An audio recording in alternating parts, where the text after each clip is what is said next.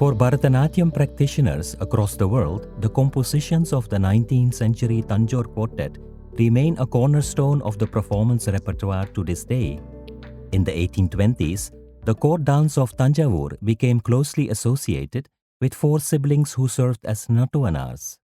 Maharaja Sarfoji's decision to engage the brothers Chinnaya, Ponnaya, Shivanandam and Vadivelu, now collectively known as the Tanjore Quartet, led to the further structuring and refinement of courtly dance. Through their exploration and experimentation with existing forms, they developed a fresh dance sequence, now recognized as the Margam. This sequence has shown remarkable vitality, transcending time and evolving into its contemporary form. The youngest of the four brothers, Vadivelu, was a versatile artist. Along with singing, dancing and composing music, he also mastered the violin, an instrument introduced to India by colonial rulers in the 18th and 19th centuries.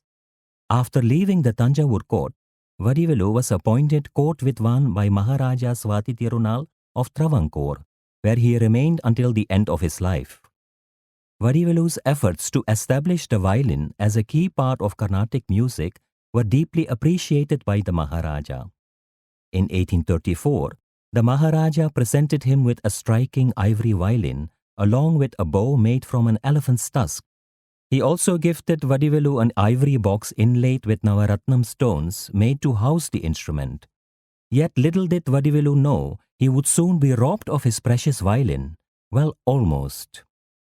One evening, after a memorable performance at the Grand Travancore Palace, Vadivelu was returning home. Seated in his royal palanquin, he was unaware that a group of thieves was hiding nearby, waiting to ambush him. As the ambush unfolded, the terrified palanquin bearers fled in all directions, leaving Vadivelu alone and vulnerable. Calm and composed, he chose not to resist. Instead, he quietly offered the robbers his gold and pearl ornaments, hoping to avoid violence. But then, something else caught their attention: the ivory violin box Vadivelu was carrying. When they opened it, they were immediately intrigued by the instrument. They had never seen anything like it. Curious and captivated, they demanded that he play it for them. In that tense moment, Vadivelu lifted his treasured violin and began to play. His fingers moved carefully, coaxing gentle melodies from the strings. The music carried a quiet, arresting beauty, filled with emotion, memory and restraint.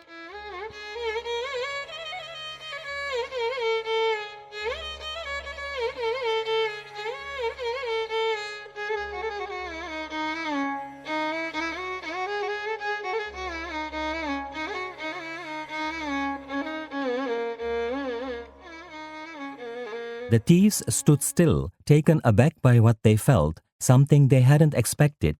Then, in a rare gesture of grace, they let Vadivelu keep his beloved violin, taking only the bejeweled ivory box. As the thieves disappeared into the night, Vadivelu remained still, holding his violin close. At that moment, he understood what his music had done. It had protected him. The violin had become more than a royal gift or a master's instrument. It was a quiet reminder of how music, even in the darkest of moments, can reach people in ways words cannot. This fascinating story of how Vadivelu almost lost his ivory violin was shared with me in the 1990s by the iconic Nattuvanar Tanjavur Kittappa, a descendant of the Tanjavur Quartet. To this day, Vadivelu's ivory violin remains preserved by his descendants in Tanjavur. Whatever happened to the ivory box remains a mystery. History also tells us that Maharajah Swati Tirunal additionally gifted Vadivelu an ivory veena and tampura. As for what became of those, we can only wonder.